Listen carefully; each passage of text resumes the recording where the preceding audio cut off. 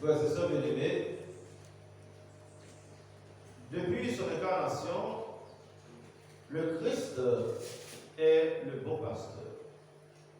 Il est le bon berger. D'ailleurs, il fut accueilli en premier par les bergers de Bethléem.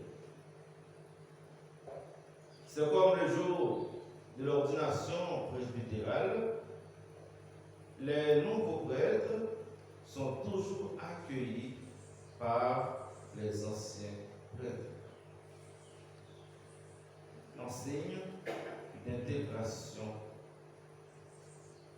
Jésus, le Verbe de Dieu, s'est fait homme, c'est justement pour conduire tous les hommes à Dieu le Père.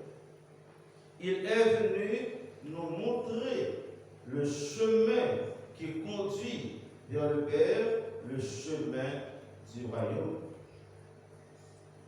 Durant son ministère terrestre, Jésus n'a pas seulement agi comme un prophète, mais surtout comme le bon berger, comme le bon pasteur. S'il y a un bon berger, c'est dire qu'il y a un mauvais. Dans sa sollicitude, Jésus n'hésite pas à laisser, en sécurité bien sûr, les 99 brebis fidèles pour partir à la recherche de la brebis infidèle, fatiguée, perdue ou égarée sur la route. Comme brebis, nous n'avons pas toutes la même force.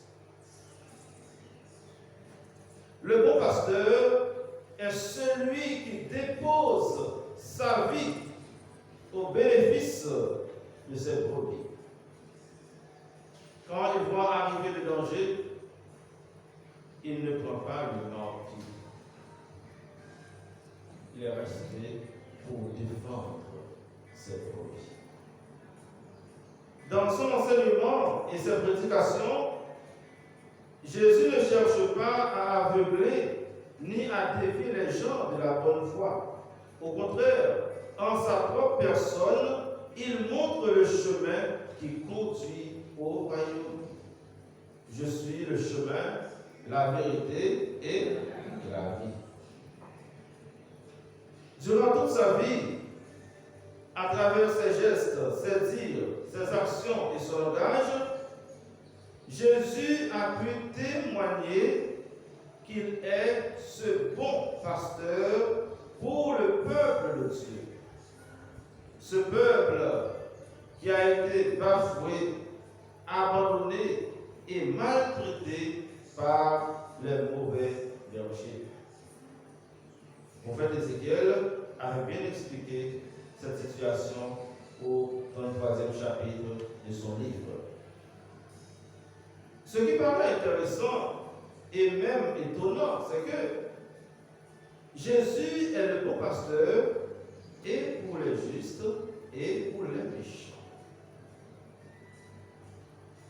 Parce qu'un jour, les méchants, les rebelles, auront à entendre la parole et ils se convertiront. J'ai encore d'autres brebis qui ne sont pas de cet enclos, nous dit Jésus. C'est là aussi, il faut que je les conduise, elles écouteront ma voix. Et par là, le Seigneur nous invite à croire en la conversion des cœurs. Personne n'est condamné à demeurer brebis galeuse toute sa vie. Avec le Christ, chacune de nous peut toujours espérer non seulement sa conversion définitive, mais surtout sa résurrection spirituelle. Aujourd'hui, tu es dans les abîmes, demain, tu peux être sur la montagne. Le Seigneur peut toujours nous retirer de nos mauvais chemins. Et Jésus continue à être ce bon pasteur, ou bien il est devenu ce bon pasteur universel par sa mort et sa résurrection d'entre les morts. Notamment, c'est à la lumière de sa vie donnée sur la croix que nous sommes appelés à voir en Jésus ce bon pasteur. Disons, par le sacrifice de la croix, Jésus a livré son corps et versé son sang, non seulement pour ses amis, mais aussi pour la multitude. La multitude, ce sont ceux et celles qui ne sont pas encore dans sa berge.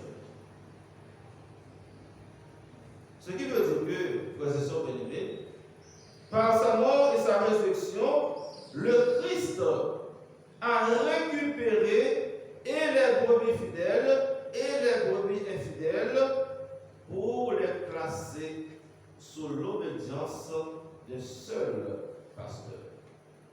Puisque la volonté du Père, c'est qu'il y aura un seul troupeau et un seul pasteur.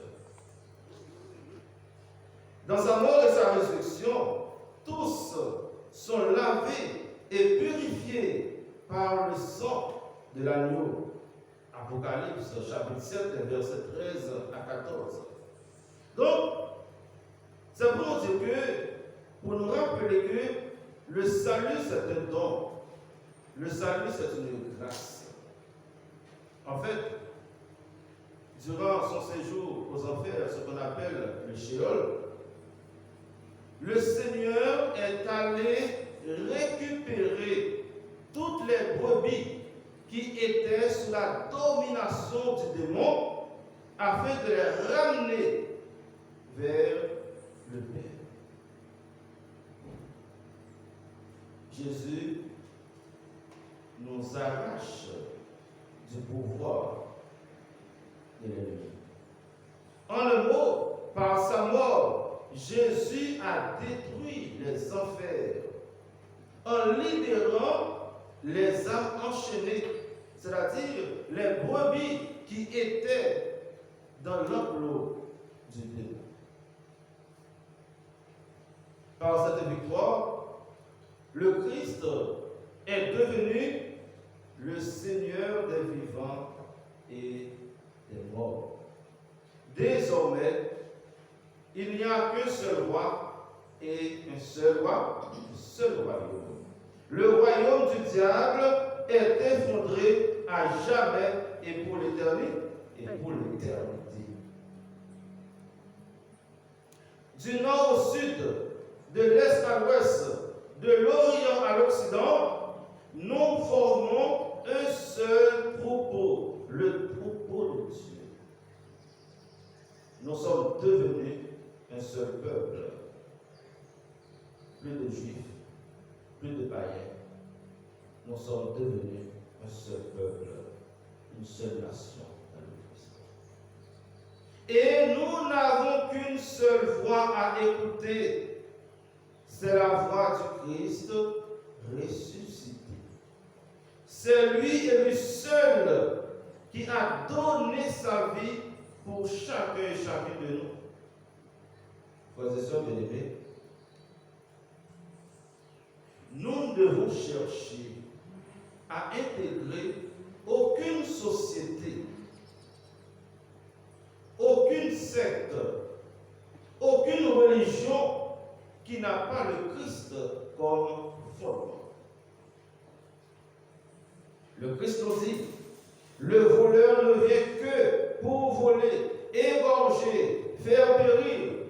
Moi, je suis venu pour que les brebis aient la vie en abondance.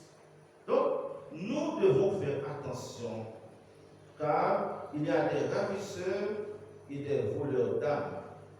nous ne devons pas nous confier à n'importe qui, ni à n'importe quelle société.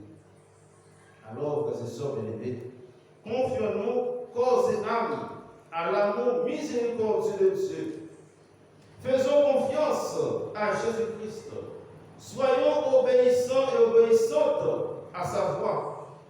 Efforçons-nous, malgré vents et marées, de rester dans son pâturage. C'est dans son pâturage qu'il y a la vie. Même si, sur le chemin de notre vie, nous rencontrons difficultés et problèmes, sachons que notre berger ne dort pas. Non, nous dit le psalmiste. Il ne dort pas, ne sommeille pas, le gardien d'Israël. Il veille sur nous jour et nuit. Jésus-Christ est le seul qui est capable de nous défendre et nous protéger contre cette pandémie, contre les mercenaires et les mauvais bergers de ce temps. Il y a beaucoup de mauvais bergers.